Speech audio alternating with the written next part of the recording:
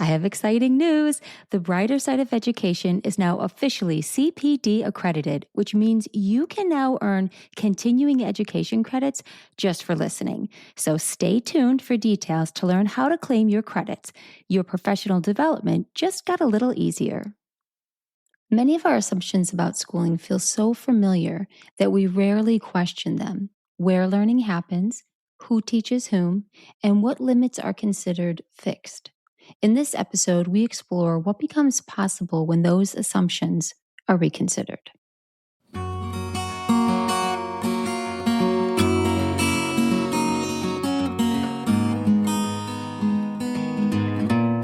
Welcome to the Brighter Side of Education, Research, Innovation, and Resources. I'm your host, Dr. Lisa Hassler, here to enlighten and brighten the classrooms in America through focused conversation on important topics in education. In each episode, I discuss problems we as teachers and parents are facing and what people are doing in their communities to fix it. What are the variables, and how can we duplicate it to maximize student outcomes? One of the most widely respected international measures of student learning is the Program for International Student Assessment, commonly known as PISA. Conducted by the Organization for Economic Cooperation and Development, OECD, every 3 years, PISA assesses 15-year-old students in reading, mathematics, and science. Unlike traditional exams, though, PISA is not designed to test memorization or curriculum coverage. It measures how well students can apply knowledge, reason through problems, and transfer learning to real-world contexts. The most recent PISA 2022 results revealed several concerning trends. Across many countries, student performance declined, learning gaps widened, and disengagement increased. Perhaps most striking, the data showed that gaps persist not only between nations, but within them, where geography, access, and school structures continue to shape opportunity far more than individual potential. What's important to note is that PISA does not point to a lack of effort. Teachers are working harder than ever. Schools are adopting new tools, programs, and interventions, yet outcomes remain uneven. This suggests that the challenges may not lie in what educators are doing, but in the structures they are working within. Traditional education systems are still largely bound by geography. Students' access to subjects, specialists, and learning pathways depends heavily on where they live. Teachers are likewise constrained by school staffing needs, oftentimes resulting in teaching outside their subjects.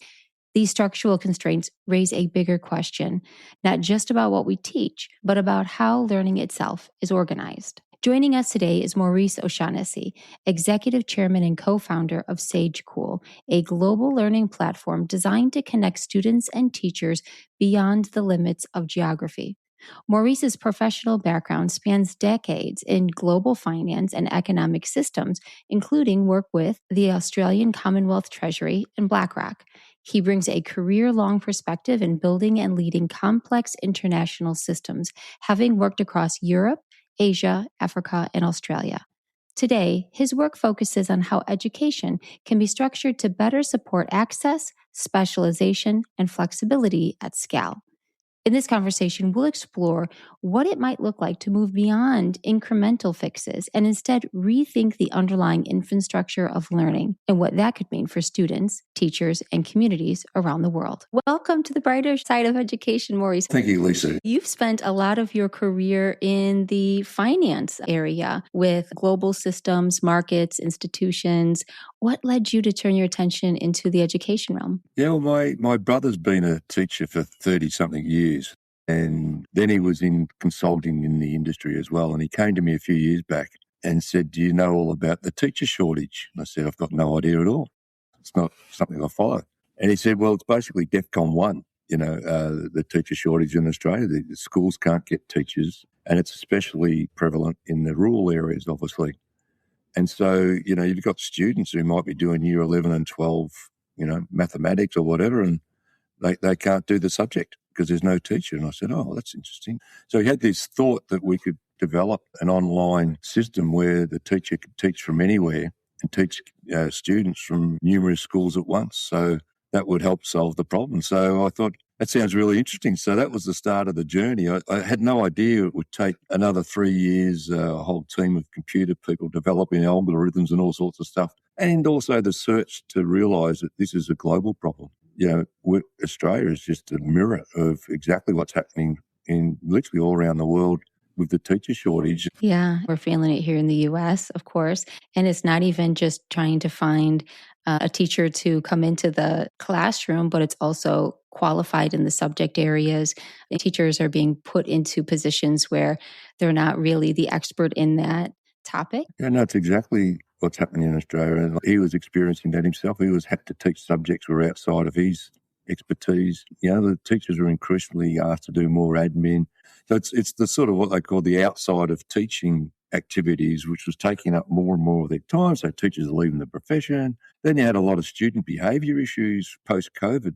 So when I started research, I was looking at all the OECD reports and the UNESCO reports. It's exactly the same everywhere. So how did you address that problem with Sagecool? What is it and how does it work? Yeah, well, it basically, it's an infrastructure which matches teachers with students. And that could be either through the schools or through a homeschooler. What it isn't, it's not a school. It's not associated with any school. It doesn't replace the school experience for those who want the school experience. So it might well be that the student's just doing one or two subjects online, or it could well be they're doing all of them.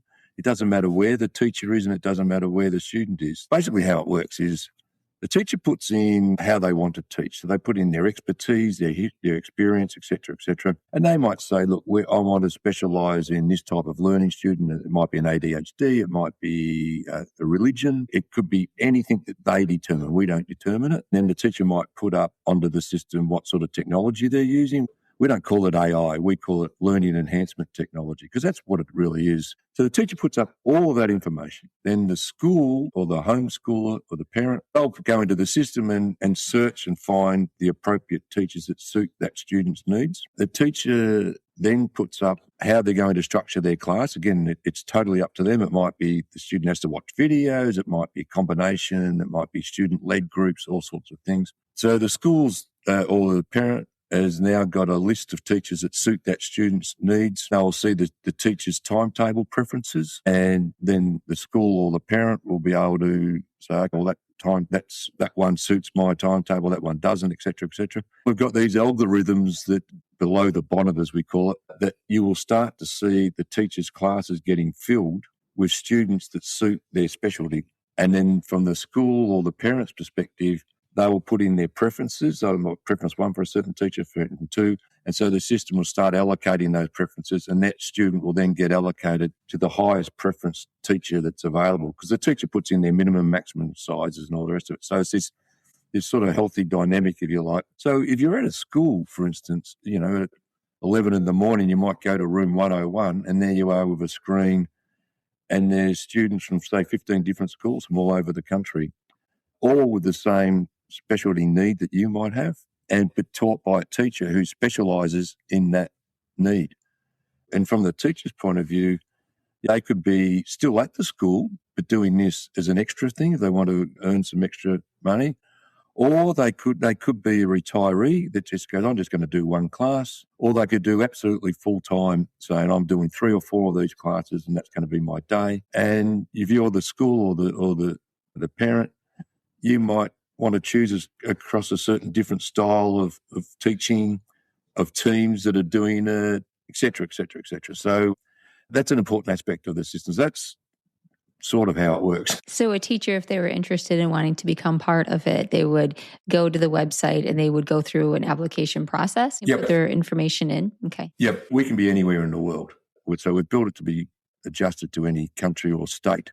And every country and every state's going to have their own rules and regulations. So we've built it such that we'll say, well, whatever the way you structure your education system, we'll just adjust the system to that. And likewise for security, we've built it so underneath it, what we call it nuclear code security. So every country's going to have its own level of rules and regulations and whatnot.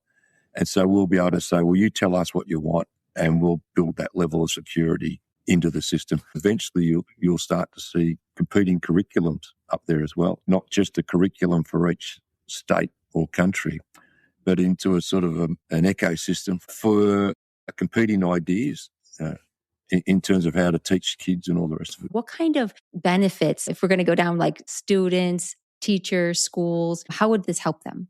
Well, the obvious one, obviously, is when they can't find the teacher to do their subject. And so, you're in a country school, you might have a high-level Year 12 mathematics, and you might have 3 or 4 students that are really good at it and want to do it, but you can't find the teacher. And so this should instantly solve that problem, but it'll solve it to another level, actually, because not only will you be able to find a teacher, you'll be able to find a teacher that suits those children's needs. So you're actually going from not having a teacher at all to having one that they can specialise. That's pretty exciting. And for the underprivileged kids, they'll have access to any subject and the best teachers in that subject. So it just so much broadens what they can do. For the schools, obviously, they can provide lessons that they couldn't, whether you're in the city or the country. And for the teachers, they now get to teach in their specialty. They're not doing all the extra admin work. If they want to form a team, they get to have continuous learning in their specialty, and they're not subject to location. A lot more flexibility, obviously. So if you're at the school, you might be able to want to teach online as well, or if you want to just teach part-time. If you've got young children, it might suit you a lot better to be teaching from home or teaching certain times rather than other times. And then for retirees, this is where it gets really interesting. Like, rather than watching the grass grow, if you've been a teacher for 30 years and you still might want to keep your hand in it and teach one subject. Or you could be from another industry and retrain yourself. You might have been an accountant for 40 years and you're sitting there, you're retired, you got a lot more time in your hands now and you want to still feel useful. And so the possibilities from the teacher's point of view in terms of flexibility, remuneration, teaching in their specialty is a really important thing. Another interesting thing is student behaviour. In a lot of the virtual schools and people who are doing virtual lessons that we speak to say that student behaviour changes when they get into an online lessons. So you might have some students that weren't suited to sitting in the classroom or whatever. So that's another interesting aspect. I think we're in an education revolution. There's no doubt in my mind, having been to all these conferences now all around the world. But the wheel's in spin and no one knows where it's going to end up, really. It's really early days in my view. And so, you will have an infrastructure here where we can allow a lot of experimentation.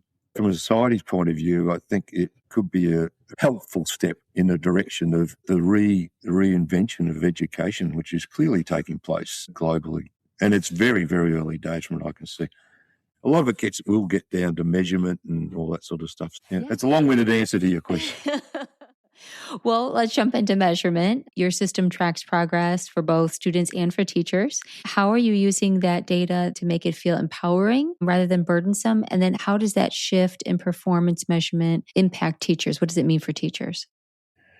Well, there's another dimensions to the measurement aspect. If we take the lifelong learning for the teacher, firstly, there's technology, which I'm sure you're aware of now, that you can be measuring how the teacher's performing and the teacher be getting feedback live in their class online. They can see whether student number 6 is understanding what they just said and all that sort of stuff. And so there's this constant feedback, live feedback the teacher can now get. You've now got, they call it AI, but one of the systems being developed where that can give them feedback saying, well, if you're doing the class in this way, this sort of student might not understand, et cetera, et cetera. There's new ones of those coming out every day virtually. So that our system will allow the teacher to get feedback to help them improve their lesson as they go forward. So hopefully, from year to year, they're getting better and better and better at it. Really, you're getting constant live feedback. And so you improve. That'll be a very important aspect of the teacher using it to develop lifelong learning. And I think that's what's going to come forward in the next few years is there'll be a lot more measurements of how the students are learning and the results, which are not just do this exam and here's your mark. So that'll all, when you think about it, if we can provide all that to the teacher, they can be using that feedback to enhance the way doing the class. And so they'll be able to tailor through feedback. So getting better and better at teaching certain students certain ways. So you can imagine there'll be a myriad of measurement things which are helpful to the teacher, data feedback, which if you stand in front of a class, you're probably not getting, we're certainly not getting it live. So that's a really important aspect as to why we nearly need to be open architecture. The other aspect, of course, is from the student's perspective, the school and the parent's perspective is, how do I know whether this teacher is actually done a good job? And it's a really difficult measure because, how do you measure an outcome when the students have different socioeconomic backgrounds, different skill levels, all sorts of things. So we'll be doing what they call multivariate analysis, adjusted for all sorts of factors to get these sorts of results for the student. And I don't think that's existed anywhere in any country at the moment. So they're the two big dimensions of the data aspect of it, which is really important to the system that you will now be able to do because it's all online. Part of the research that I was reading in your presentation dealt with engagement and comprehension based off of eye tracking. When you're talking about technology and AI and measuring, are those sorts of tools that you would consider employing? And how does Sagecool plan on navigating that landscape for AI and those technical softwares for teachers? How are you going to be making sense of all of that? So what we want to do is be the infrastructure where all of this comes onto our infrastructure, and then the teachers, schools and everyone really, nice way of being able to work out who's who at the zoo, so to speak. So imagine you're on our system and you go, okay, I'm a maths teacher. I'm going to go into the LET module on our system and go, mathematics, what consultants are out there? And these consultants will know exactly what's going on around the world and all the math. So you can either see what is there or go and get consultants. And you could do that by every subject. You could do it by teaching style. You could do it by all sorts of things. So that's what's missing in the world, really, a central hub. And so the eye tracking one you brought up, there's a lot of them out there now. And so you can imagine you're on the screen, you've got, say, 20 in your class, and up pops to you as a teacher, student number 10 didn't understand what you just said.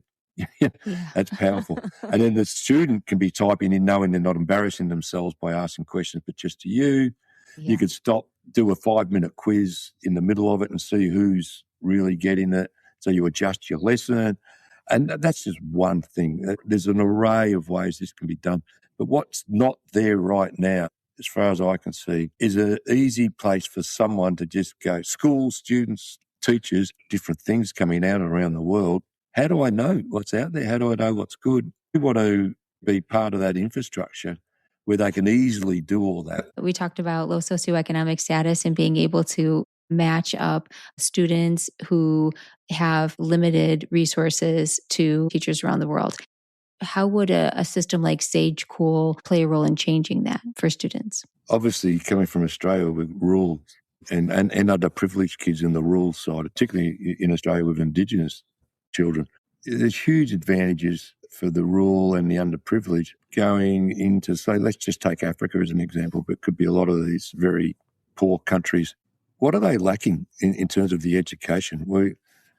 Lots of things, obviously, but one of the really big things is teachers, access to the subjects that they might want to, depending on their culture.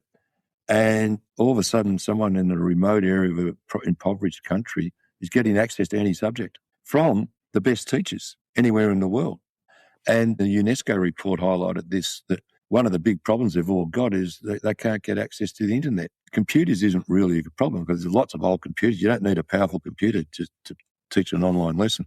You could actually have a situation where someone's sitting anywhere in the world who's really suited to teaching these kids in a certain country, totally impoverished, and all of a sudden they've got access to literally any subject. So you apply all of the criteria of what we're doing, measurement, access to the best teachers that suit your needs. So a lot of these children in these countries have different cultural type things. So it'll require different skills for the teacher. And so all of a sudden, in what seems an intractable problem, we could be fast forwarding all sorts of things to the world's most impoverished. And I think the UNESCO report said by 2030, there's going to be a shortage of 30 million teachers worldwide. Looking globally across different countries and contexts, what possibilities do you see for this model? Well, we've built it so you can do it in any language. So the global possibilities is we've structured it so that we're we will be completely consistent with whatever that country's criteria is. People who lived in that country are now living in another country but still might want to be a teacher. Like Australia's a good example. We've got, there'll be thousands of Australians living in Asia who could easily be teaching kids in Australia. By the same token, like education export's one of Australia's biggest exports. So we have, and this mainly at university, but also at schools, that you could imagine, say in Vietnam, kids all going to a school, but they're doing the year 12 curriculum. So there is endless combinations of how this could end up. One I didn't mention earlier is that, the student goes to room 101 at 11 o'clock for their maths class, and there's students from 15 different schools all on the one line thing. Well, they're going to be interacting with very different dynamic to the children at their own school. Also, I think about sometimes small schools have limited resources, even with resource teachers, reading interventions, let's say, or speech pathology. And so you could see where then the students may not have access to that because the school may not be able to afford a speech pathologist. But then on this platform, there could be a really great speech pathologist that can service children across the state, across the country, in different countries. And so it's actually giving the students the ability, like you were saying, with the different subjects, also access to different resources that could help with their interventions. Totally. Sciences get really interested in this space. Yeah. There's lots of software out there now where I can do experiments online that you cannot do in a physical lab. You can do gene splitting, lots of companies out there now that provide all this. Yeah. And so you could be sitting in the middle of, let's say, the sub-Saharan desert in Africa, doing lab experiments that students who are in a real lab can't do. So when it comes to things like that, the sciences, you get into some really interesting space where, we haven't got a physical lab, so this will do. It's actually, in many cases, could be a lot better. It's early days in all of this stuff, so it's pretty exciting. Thank you so much for joining us and for taking the time to talk about how learning can be organized in a very different way and to look beyond the familiar assumptions of schooling and answering some of these questions as to how can we restructure education systems to better meet the needs of people, especially in faces of shortages. Yeah, no, thanks, Lisa. It's been a pleasure, and pretty exciting times ahead, I think. Where can a teacher or a family go, a school, if they are interested in looking into Sagecool? Just go on to sagecool.com. All right. Well, thank you so much. Thanks, Lisa. As you reflect on today's conversation, consider where structure, not effort, may be limiting opportunity for learners or teachers in your own context. Whether you're an educator, school leader, or parent, this episode is an invitation to think differently about how learning can be organized to better support specialization, access, and flexibility. If this conversation sparked new thinking, I encourage you to continue exploring what's possible when we design systems that work with people, not around them. If you have a story about what's working in your schools that you'd like to share, you can email me at lisa@drlisarhassler.com or visit my website at www.drlisarhassler.com and send me a message. If you like this podcast, subscribe and tell a friend. The more people that know, the bigger impact it will have. And if you find value to the content in this podcast, consider becoming a supporter by clicking on the supporter link in the show notes. It is the mission of this podcast to shine light on the good in education so that it spreads, affecting positive change. So let's keep working together to find solutions that focus on our children's success.